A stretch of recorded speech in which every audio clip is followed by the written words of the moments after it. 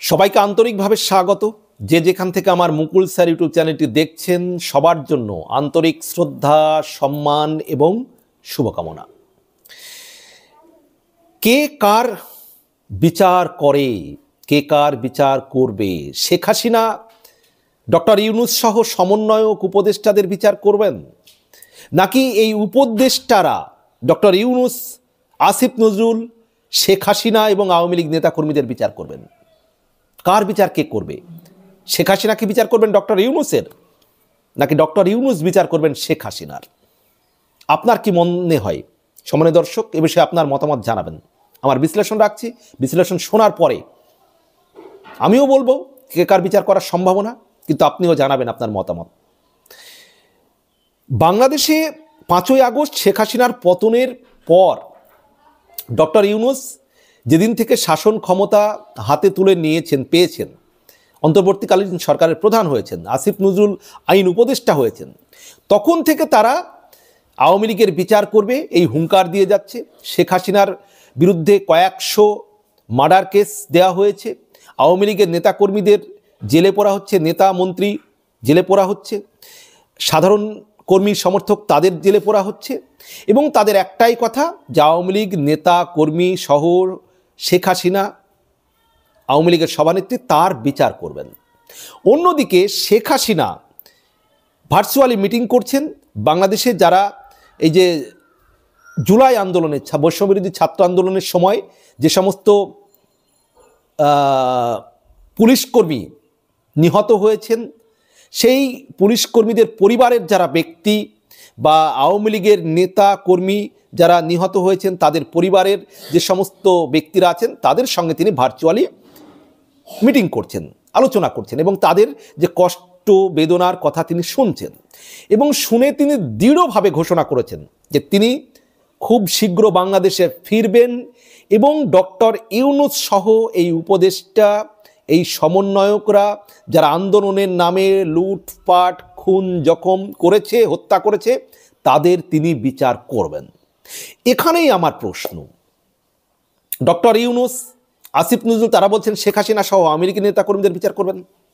Sheikh Hasina virtually বলছেন যারা যে সমস্ত পুলিশ সদস্য এই ছাত্রদের আন্দোলনে নিহত হয়েছেন বা আওয়ামী লীগ নেতাকর্মীরা যাদেরকে মেরে ফেলা হয়েছে এই ছাত্র আন্দোলনের নামে, তাদের পরিবারের সঙ্গে কথা বলার সময় তিনি বলছেন যে ডক্টর ইউনূস সহ উপদেষ্টা এবং সমন্বয়কদের বিচার করবেন।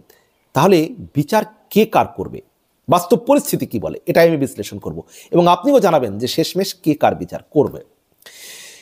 শেখ হাসিনার বিচার করার জন্য যে আন্তর্জাতিক ট্রাইব্যুনাল, যেটা এক সময় মানবতা বিরোধী, অর্থাৎ যে যারা রাজাকার মানবতা বিরোধী কর্মকাণ্ড করেছেন তাদের বিচার করার জন্য আওয়ামী লীগ সরকারই এই আন্তর্জাতিক ট্রাইব্যুনাল করেছিলেন, আওয়ামী লীগ সরকারই করেছিল এটা, শেখ হাসিনা নেতৃত্বেই এটা মানে আওয়ামী লীগই করেছিল, যে যারা মানবতা বিরোধী অপরাধ করবে, যারা রাজাকার, তাদের বিচার করার জন্য এই আন্তর্জাতিক ট্রাইব্যুনাল গঠিত হয়েছিল। কিন্তু সেই আন্তর্জাতিক ট্রাইব্যুনালে এখন এই যে বর্তমান যে ডক্টর ইউনূসের নেতৃত্বে যে সরকার চলছে, সেই সরকার আসার পরে কি হয়েছে, সমস্ত যে এই ট্রাইব্যুনালের সঙ্গে যুক্ত ব্যক্তিদের জামাতি ইসলামীর যারা স্ট্রং সমর্থক, জামাতি ইসলাম মাইন্ডেড ব্যক্তি, তাদেরকে সব এই ট্রাইব্যুনালে রাখা হয়েছে। অর্থাৎ যেন একেবারে বিচারের নামে প্রহসন করে আওয়ামী লীগ নেতা কর্মীদের জেলে পুরে দেওয়া যায়, তাদের ফাঁসিতে লটকানো যায়, তাদের একবার সর্বোচ্চ শাস্তি দেওয়া যায়, সেই পরিকল্পনা নিয়ে এই আন্তর্জাতিক ট্রাইব্যুনালে সব জামাত ইসলামীর ব্যক্তি যারা জামাত ইসলামের আদর্শে যারা বিশ্বাস করে তাদেরকে এখানে রাখা হয়েছে।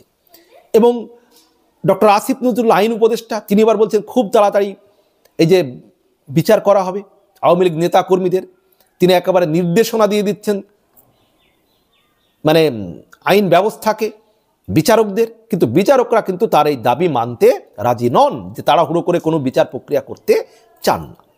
এবার দেখুন, শেখ হাসিনা আবার বলছেন যে তিনি দেশে ফিরবেন, মার্চের যা ইঙ্গিত পাওয়া যাচ্ছে মার্চে দেশে ফিরবেন, এবং তিনি এই উপদেষ্টা এবং সমন্বয়কদের বিচার করবেন।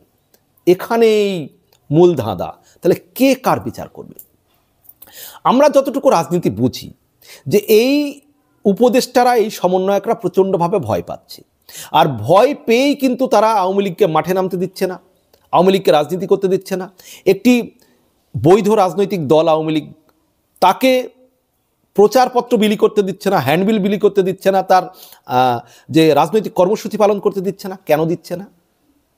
আওয়ামী লীগ তো নিষিদ্ধ নয়, তো নিষিদ্ধ একটি রাজনৈতিক দল নয়, তারপরেও তাদেরকে কর্মসূচি পালন করতে দিচ্ছে না কেন? এটা দর্শক, মাননীয় দর্শক, সম্মানীয় দর্শক জানেন, প্রচণ্ড ভয় যখন মানুষ পায় তখনই তারা এই ধরনের কর্মকাণ্ড করে। তারা আইন শৃঙ্খলা কোনো কিছুকে মানতে যাওয়ার পরোয়া করতে গেলে মানে তাদের ভয় কাজ করে যে যে কোনো প্রকারে তারা নিজেদেরকে কিভাবে সেভ করবে, এই ভাবনায় তারা ব্যস্ত।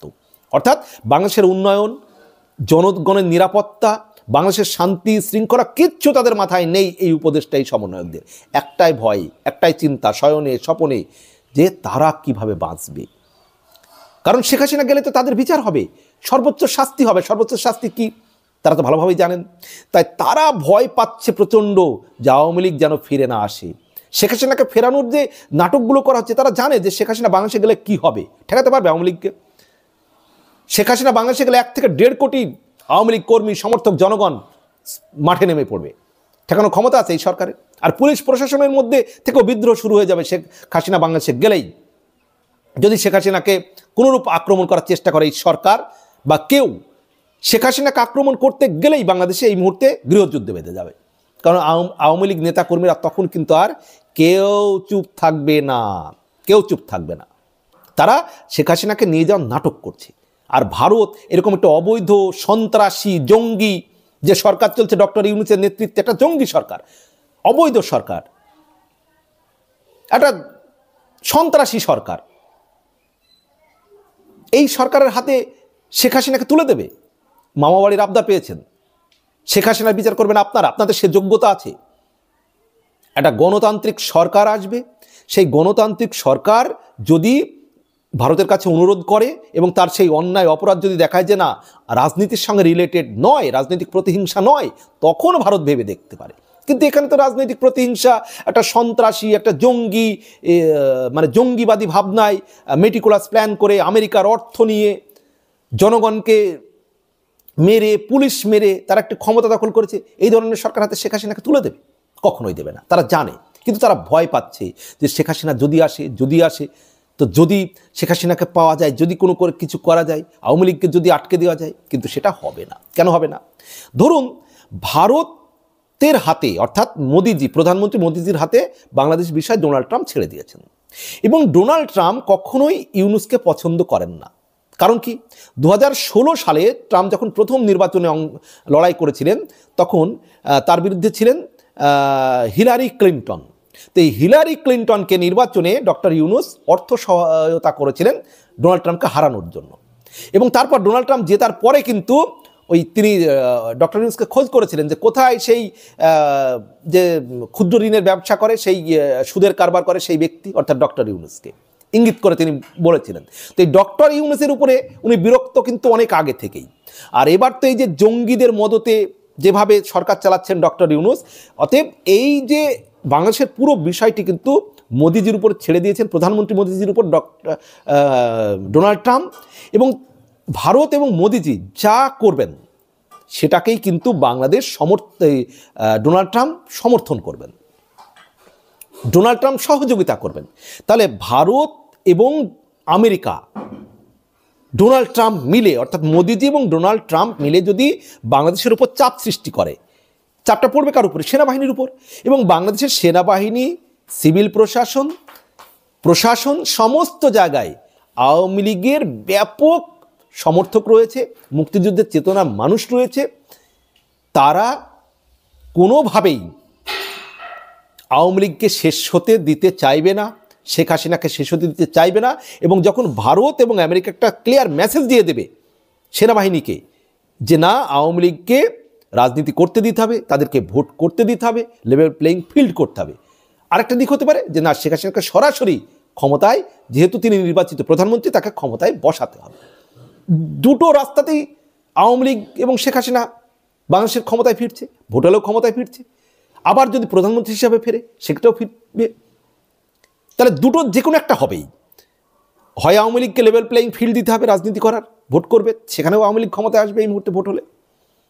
আবার ভারত এবং আমেরিকার চাপ দিয়ে শেখ হাসিনাকে প্রধানমন্ত্রী হিসেবেও ফেরানোর ব্যবস্থা করতে পারে। সেক্ষেত্রে বিচার কে কার করবে? তখন এই উপদেষ্টা সমন্বয়কদের বিচার কিন্তু হবে শেখ হাসিনার হাতে। তাই আমার বিশ্লেষণে বিচারের মুখোমুখি কিন্তু ডক্টর ইউনূস, আসিফ নজরুল সহ উপদেষ্টা এবং সমন্বয়কদের হতে হবে, এবং সেই বিচার করবেন শেখ হাসিনা। এ বিষয়ে আপনার কি মতামত রয়েছে অবশ্যই জানাবেন। ভালো থাকবেন, সুস্থ থাকবেন, সবার জন্য শুভকামনা।